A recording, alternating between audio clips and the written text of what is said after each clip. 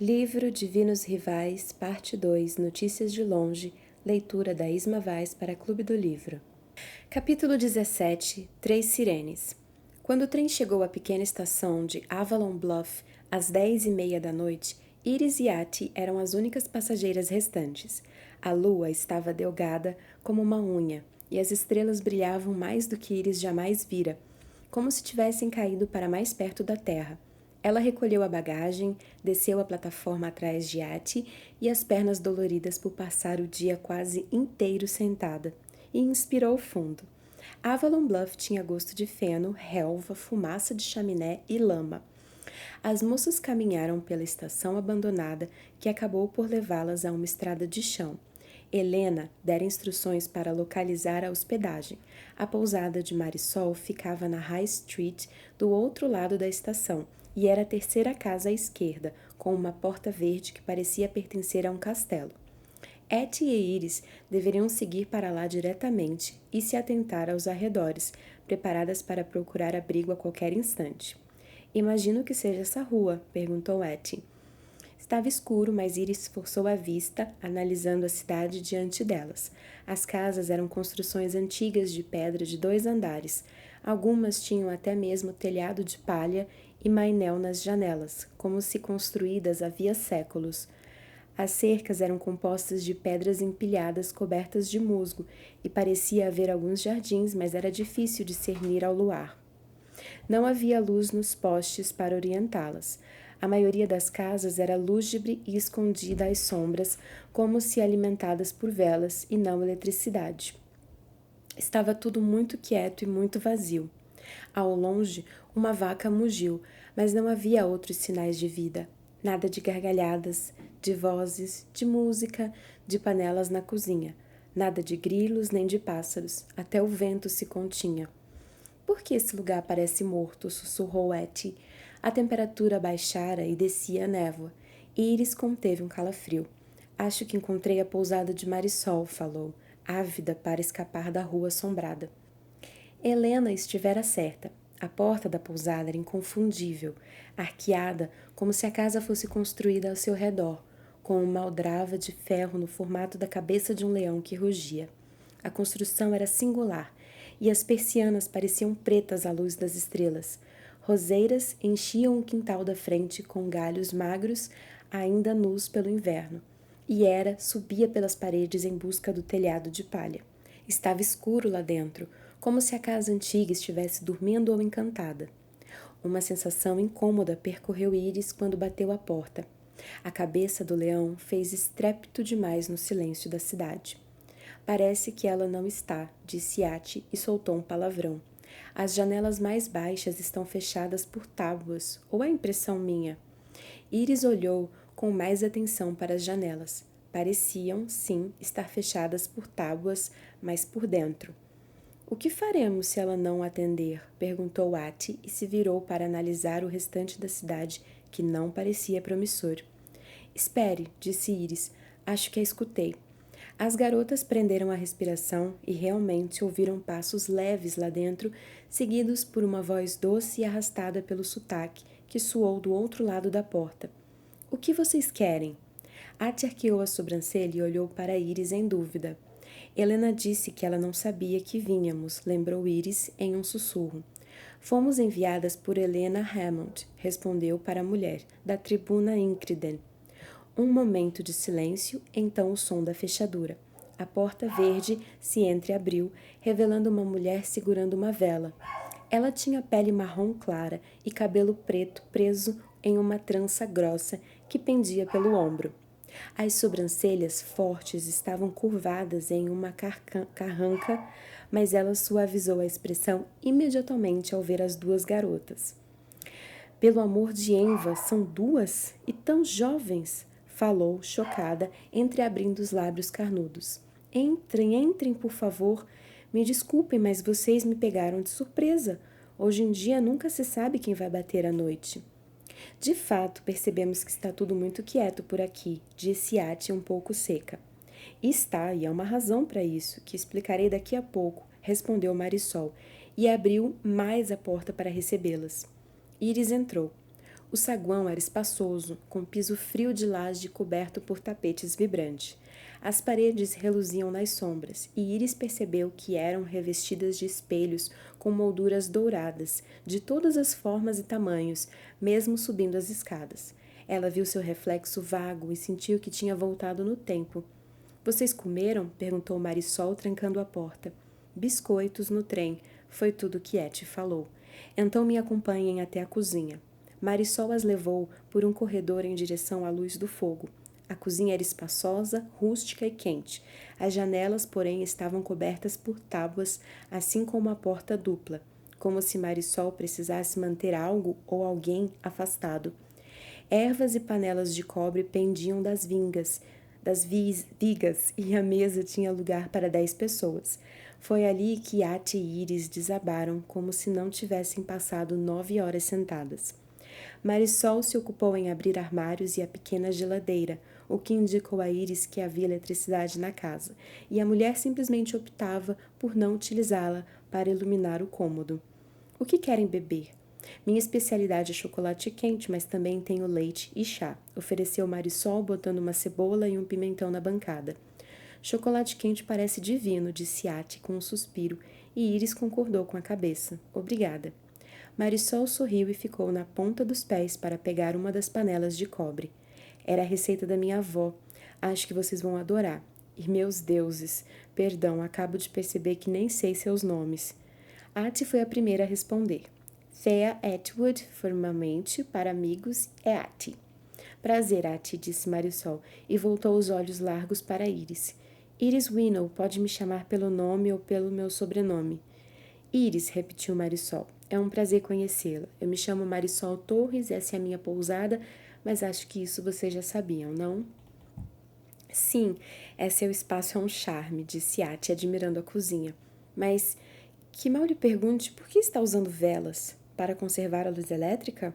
Ah, respondeu Marisol, começando a ferver água no fogão e a picar a cebola. Que bom que perguntou. Não, não é por isso. Apesar dos últimos meses terem me ensinado muito a respeito da necessidade de saber poupar. É devido à guerra e à proximidade de Avalon Bluff e da linha de frente. Qual a distância? Perguntou Iris. A linha de frente fica a uns 80 quilômetros daqui. Iris olhou para Ati, que já a encarava com uma expressão inescrutável. Ela se perguntou quanto tempo seria necessário para a guerra lhes parecer concreta, para sentirem sua proximidade, como um tremor no chão. Tudo bem, disse Marisol, empunhando a faca. Quantos anos você tem? Porque vou acabar com a raça da Helena se ela tiver mandado menores de idade para cá. Eu tenho 18 anos, disse Iris. 20, respondeu Ati.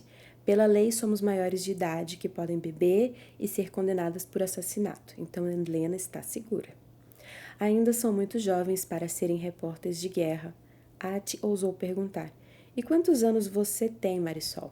A mulher não se ofendeu. Eu tenho 33, mas sei que pareço ter 25. Não é um defeito, comentou Ati. Talvez, disse Marisol, arqueando as sobrancelhas, mas um sorriso iluminou seu rosto. E Iris pensou que ela talvez fosse uma das pessoas mais lindas que já vira. Certo, me contem sobre vocês enquanto cozinho. Precisa de ajuda? Ofereceu Iris se levantando. De modo algum, retrucou Marisol. Fique sentada. Ninguém cozinha na minha casa sem a minha aprovação. Iris voltou a se sentar rapidamente. Etty quase estremecia de tanto rir e Iris a olhou com severidade. Isso só fez Etty gargalhar ainda mais e, pelo amor dos deuses, a risada dela era muito contagiante, como a de Roman Keat. Pensar nele fez Iris gelar. Ela o afastou dos pensamentos e ficou extremamente aliviada quando Ati começou a contar da própria vida.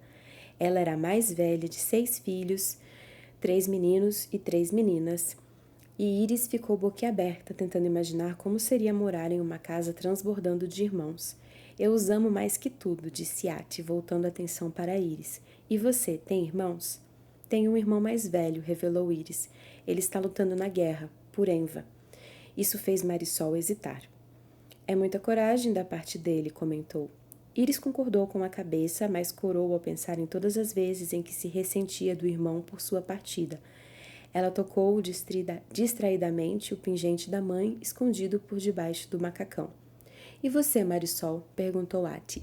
Eu tenho 2 irmãs mais novas, respondeu a mulher. Eu faria qualquer coisa por elas. Ati assentiu, como se compreendesse perfeitamente. Iris tentou combater a pontada de inveja. Então Marisol completou. Elas nem são minhas irmãs de sangue, mas eu as escolhi, e esse tipo de amor é eterno.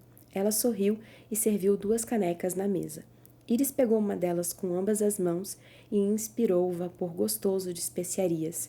Ela tomou um gole e gemeu. Que delícia! Que bom, disse Marisol de volta ao fogão, onde fritava cebola, pimentão e ovos. Fez-se silêncio na cozinha por um momento, mas era uma quietude confortável, e Iris percebeu-se relaxar de verdade pela primeira vez em semanas. Ela bebeu o chocolate quente e sentiu calor no peito, gostando de escutar Ati conversar com Marisol. Porém, no fundo, se perguntava por que aquele lugar era tão escuro e quieto. Marisol não explicou nada antes das 2 moças acabarem de comer a refeição deliciosa que ela serviu. Pratos cheios de arroz, legumes refogados, ervas picadas e ovos fritos. Agora que as alimentei, começou a mulher sentando-se na cadeira diante de Iris. É hora de dizer por que Avalon Bluff é assim, para que saibam como reagir. Reagir? Repetiu Iris com um toque de preocupação. As sirenes e ao que elas indicam, disse Marisol, ajeitando uma mecha de cabelo atrás da orelha, o que fez a pequena pedra vermelha de seu brinco reluzir. Há 3 sirenes diferentes e elas podem soar a qualquer instante. Onde quer que vocês estejam, seja na enfermaria, na mercearia ou na rua, é preciso estar sempre preparadas para reagirem de acordo. Se uma sirene tocar continuamente durante a noite, vocês têm exatamente 3 minutos para apagarem todas as luzes, cobrirem todas as janelas e se trancarem em um lugar fechado antes dos cães chegarem. Cães? Repetiu Ati e franziu a testa. Achei que fossem mero mito. De modo algum, respondeu Marisol. Eu nunca os vi porque não ouso olhar pela janela enquanto percorrem a terra à noite. Mas uma vizinha viu certa vez e disse que os cães têm o tamanho de lobos. Eles destroem tudo que é vivo em seu caminho. Eles já mataram alguém aqui? Perguntou Iris. Ela se lembrou do mito que o correspondente enigmático mandara sobre a busca de Dacre por Enva, sobre a sua invocação dos cães do reino inferior. Não, respondeu Marisol, mas havia certa tristeza em sua voz. Mais uma vez perdemos um rebanho de ovelhas, assim como outros animais. É provável que à noite vocês já estejam aqui, porque Avalon tem toque de recolher, tendo em vista a situação. Todos devem estar em casa seguros ao pôr do sol. Portanto, se acordarem com a sirene, apaguem as velas e luzes imediatamente, cubram as janelas e venham ao meu quarto. Combinado? Iris e Ati assentiram. A segunda sirene que quero explicar, continuou Marisol, é a que toca continuamente durante o dia. Se a ouvirem, têm exatamente 2 minutos para se protegerem da chegada dos Eithrais. Eles são dragões e Dacre faz com que carreguem bombas nas garras que jogam no que virem em movimento. Se estiverem dentro de algum lugar, cubram as janelas e fiquem paradas e quietas até eles passarem. Se, por acaso, estiverem na rua quando eles tomarem os céus, é preciso fazer o que parece impensável: se deitar exatamente onde estiver e não se mover até eles irem embora. Entenderam bem? As moças concordaram em uníssono outra vez. É por isso que o trem não viaja por aqui durante o dia? Perguntou Iris. Notamos que ele parou e atrasou o trajeto até o anoitecer em determinado ponto da viagem. É exatamente por isso, confirmou Marisol. O trem tem mais chance de escapar dos cães à noite do que de parar a tempo caso um Eithral seja avistado. Seria uma catástrofe para nós se a ferrovia fosse bombardeada. Isso me leva à terceira e última sirene, a que toca intermitentemente a qualquer momento, dia ou noite. Ainda não a escutamos em Avalon Bluff, mas a cada dia que passa torna-se uma possibilidade maior para a qual devemos nos preparar. Se ouvirem essa sirene, precisam evacuar a cidade em direção ao leste imediatamente. Quer dizer que os nossos soldados na linha de frente oeste estão recuando, cederam terreno e não podem nos defender aqui. Quer dizer que o inimigo está a caminho e provavelmente tomará a cidade. Vou preparar kits de emergência para vocês duas que pendurarei na despensa para pegarem e fugirem. Eles vão conter uma caixa de fósforo, um cantil de água, latas de feijão e outros itens não perecíveis. Espero que seja o suficiente para aguentarem o trajeto até a cidade seguinte. Agora, sei que é mais do que vocês esperavam e que devem estar zonzas, mas tem alguma pergunta para mim? At e Iris passaram 10 segundos em silêncio, até que At pigarreou e perguntou: As sirenes, de onde vêm? De uma cidade aqui, alguns quilômetros a oeste daqui, que se chama Clover Hill. Eles têm melhor visibilidade dos arredores, além de uma sirene que usavam para indicar tempo ruim, e combinaram de nos alertar assim que avistassem cães, eitrais ou soldados inimigos. Marisol começou a recolher os pratos vazios. Iri notou uma aliança dourada e fina no dedo anelar esquerdo. Ela era casada, então apesar de não ter mencionado ninguém, parecia que morava sozinha ali. Já é tarde, acrescentou Marisol. Quase meia-noite. Eu vou levá-las ao segundo andar. Vocês podem escolher os seus quartos e dormir bem essa noite. Desde que não soe a sirene, pensou Iris, e foi tomada por um lampejo de pavor. Ela torceu para que não acontecesse, e depois que acontecesse. Sim, para poder passar logo pela experiência apavorante de escutar a sirene. Podemos ajudá-la com a louça, Marisol? Perguntou Ati, se levantando da cadeira. Hoje não. Eu tenho uma regra. Na primeira noite, hóspedes não devem fazer nada além de descansar. Amanhã, porém, será diferente. O café da manhã será servido às 8 em ponto e vocês duas podem me ajudar a preparar uma refeição para levar à enfermaria e alimentar os soldados feridos. Achei que seria um bom modo de começar a sua pesquisa. Alguns dos soldados não vão querer falar do que viram e viveram, mas outros sim. Estaremos prontas, disse Ati, recolhendo a bagagem. Iris pegou a própria mala de couro com a cabeça a mil, pensando em Dacre, e acompanhou Marisol e Ati pelo corredor e escada acima. Marisol carregava uma pequena candeia e uma chama ardia nos muitos espelhos da parede. Ela explicou que a maioria dos residentes de Avalon Bluff decidira abrir mão da eletricidade à noite, pois era de uma claridade inevitável que seria vista de longe, optando por velas que poderiam ser facilmente apagadas no caso de um cão ou da sirene intermitente. Agora, disse Marisol, quando chegaram ao segundo andar, esta é a porta do meu quarto. Há outros quartos, todos vazios e muito agradáveis. Escolham o que lhes parecer melhor. Ati entrou em um e Iris em outro. Parecia um crime acender a luz elétrica depois de saber das sirenes. O quarto que Iris escolheu era decorado com tons de verde. Tinha 2 janelas com vista para os fundos da casa, com uma cama no canto, um armário esculpido na parede que se assemelhava ao de sua casa e uma mesa perfeita para escrever. Este é um dos meus quartos preferidos, disse Marisol da porta, e pode usar eletricidade se preferir, ou vela. Vela está bom, disse Iris, bem quando Ati apareceu. Eu quero o quarto da frente desse, declarou. É vermelho, combina comigo. Maravilha, disse Marisol sorridente. Nos vemos pela manhã. As roupas de cama e de banho ficam ali naquele guarda-roupa, se precisarem. E o banheiro é no fim do corredor. Obrigada, Marisol, sussurrou Iris. De nada, durma bem, minha amiga, respondeu ela, suave, antes de fechar a porta.